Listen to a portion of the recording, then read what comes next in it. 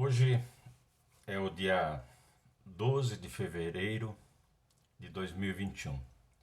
Este é o meu segundo vídeo. Eu estou mais travado do que criança que está aprendendo a andar de bicicleta. Fica olhando para o pneu, para o guidão e tal, e não descobri o segredo ainda, que é olhar para frente.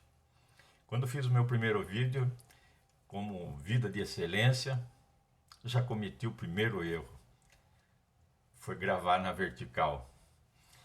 Mas vamos em frente, né? Hoje nós vamos fazer um novo vídeo e vamos incluir aqui algumas alterações também.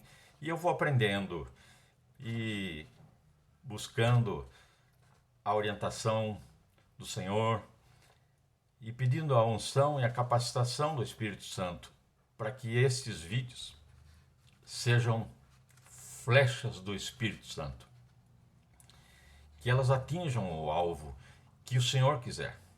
Esse canal não visa ganhar dinheiro, não visa ganhar fama, não tem nenhum outro propósito a não ser aqueles três que eu falei no meu primeiro vídeo: ser abençoador na sua vida, trazer a palavra de esperança, anunciar as boas novas de salvação e orientação, principalmente aos mais jovens, aos novatos na fé. Então, esses são os propósitos. E hoje nós vamos começar com um texto da Palavra de Deus no livro de Mateus 22, que diz assim: naquele mesmo dia, os saduceus, que dizem que não há ressurreição, aproximaram-se dele com a seguinte questão: Mestre, Moisés disse que, se um homem morrer sem deixar filhos, seu irmão deverá casar-se com a viúva e dar-lhe descendência.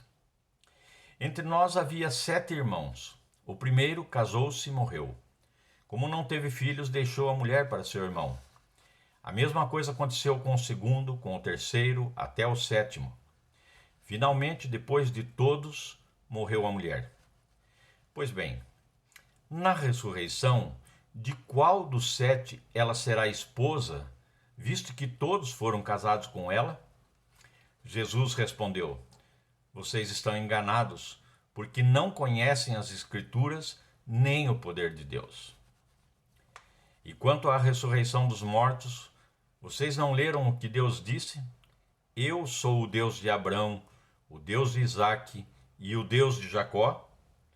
Ele não é Deus de mortos, mas de vivos. Ouvindo isso, a multidão ficou admirada com seu ensino.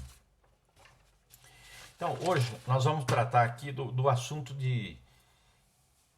da prática do pós-salvação. Até o momento da salvação, você não precisa de nada.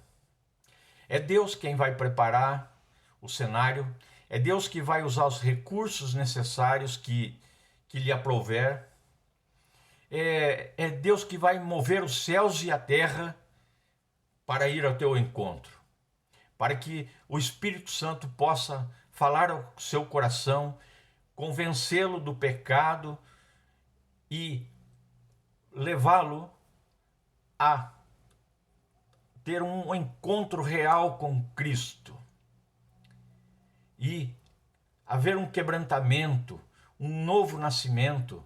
Ali é onde vai começar a sua vida cristã.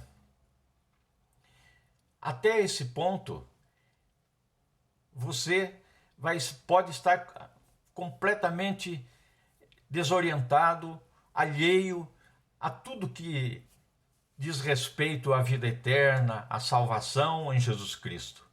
Mas Ele, segundo a Bíblia, de antemão já o elegeu, já o escolheu.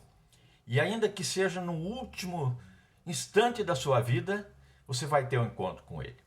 Esse é o chamado eficaz, a graça irresistível. E desse momento ninguém foge, ninguém escapa, ninguém se perde. Portanto, não se preocupe. A salvação é pela graça, mediante a fé. A única coisa que você vai precisar é ter fé. E isso o Espírito Santo vai colocar a fé salvadora no seu coração e na sua mente. Então vamos lá, vamos repetir.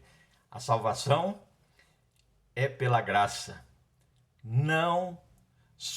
O texto correto é: sois salvos mediante a graça, pela fé.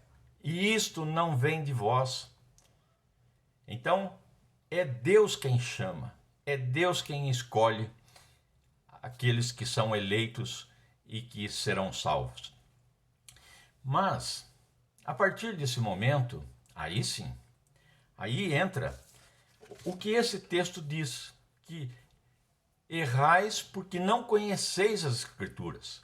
Vocês estão enganados porque não conhecem as Escrituras. Vocês podem ser levados por ventos de doutrinas que não estão baseados na Escritura porque vocês não conhecem, porque vocês não estudam, porque você não aprendeu. Então a leitura do manual, que é a regra de fé e prática do cristão, é a Bíblia. Então você precisa estudar esse manual. Quando você compra um aparelho novo, e hoje tem alguns aparelhos que você precisa fazer um curso para poder utilizar o aparelho, mas eles estão se tornando cada vez mais intuitivos e mais fáceis, né? Então, mas na vida cristã não. Você precisa estudar a palavra de Deus. Você precisa ir ler, estudar, verificar como que funciona, quais são as regras, quais são as leis de Deus, quais são os mandamentos de Deus, qual é a vontade de Deus para a sua vida. O principal deles, você vai aprender que uma das grandes lições é: você é o embaixador de Cristo. A outra lição: vós sois o sal da terra e a luz do mundo. Se esse sal se tornar insípido, de nada mais valerá, a não ser lançado fora e pisado pelos homens. Mas isso não vai acontecer na vida do cristão. O cristão vai ser salvo. Uma vez salvo, salvo para sempre. É assim que a palavra de Deus diz. E você vai descobrir isso estudando a palavra. Por isso que você não vai se deixar levar por ninguém que venha com conversinha mole, né? Então, estudar o manual, ler o manual.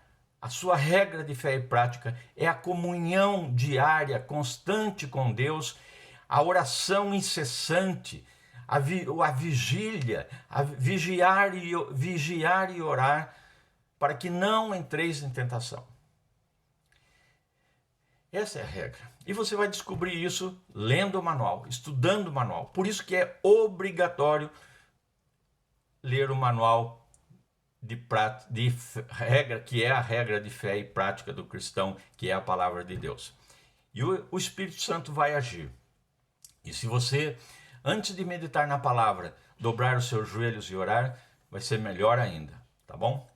Nosso vídeo aqui é coisas práticas, muito simples, do dia a dia, e é isso, esse é o objetivo. Você não precisa ser nenhum doutorado, um PhD em teologia, né? Mas você precisa ser prudente como a serpente e simples como a pomba, para estudar a palavra de Deus, e o Espírito Santo vai falar ao seu coração. Tenho certeza absoluta disso, e vai conduzi-lo de graça em graça, de luta em luta, de vitória em vitória, até o último dia de vida e a ressurreição e na vida eterna. Para a vida cristã é igual outras profissões. Precisa de conhecimento, precisa de estudo, e algumas profissões exigem conhecimentos profundos, cálculos, né? Na vida cristã também não é diferente. Você precisa estudar a palavra de Deus, conhecer as regras e as recomendações, a boa doutrina. A boa doutrina. E você vai conhecer lá os 5 pontos do calvinismo, né? Então, recomendação: comece pelo livro de João e depois vai lá para Romanos. Por enquanto, não se preocupe com a escatologia, não. Mas você vai chegar lá, tá? Então, hoje, imagine se eu quisesse traçar uma rota para chegar em Marte. Eu não tenho capacidade para isso. Seriam necessários muitos anos de estudo e de aperfeiçoamento e de conhecimento para chegar, talvez, e recursos de computação para fazer isso. Equipes da NASA que fazem isso, do que trabalham lá com o Elon Musk, eles fazem isso. Mas não se engane, não tem almoço de graça, não tem prato feito em lugar nenhum. Não perca tempo, não jogue o tempo fora. O tempo não se recupera nunca mais. Invista em você, no seu conhecimento, no aprimoramento da prática do Evangelho na sua vida. Bom, já falei demais, o vídeo já está ficando muito longo, mas eu queria trazer à memória de vocês também uma poesia, só o pedaço, o primeiro trecho aqui, a estrofe, da Canção do Tamoio. É do poeta Antônio Gonçalves Dias, e ela fala muito, né, da nossa realidade e dos tempos difíceis que virão pela frente. E eu vou ler para você, Canção do Tamoio, de Antônio Gonçalves Dias. Diz assim: não chores, meu filho, não chores, que a vida é luta renhida. Viver é lutar. A vida é combate, que os fracos abate, que os fortes, os bravos, só pode exaltar. Sê fiel até a morte e dar-te-ei a coroa da vida. Mas todos os meus vídeos eu estou adotando, nós vamos terminar com o que está escrito lá em Números 6. É possível que eu receba algumas críticas por isso, mas não tem problema. Crítica já não me altera mais, já passei dessa idade. Número 6 diz assim: o Senhor disse a Moisés. Isso aqui é a chamada bênção araônica, né? Vamos lá novamente. Número 6.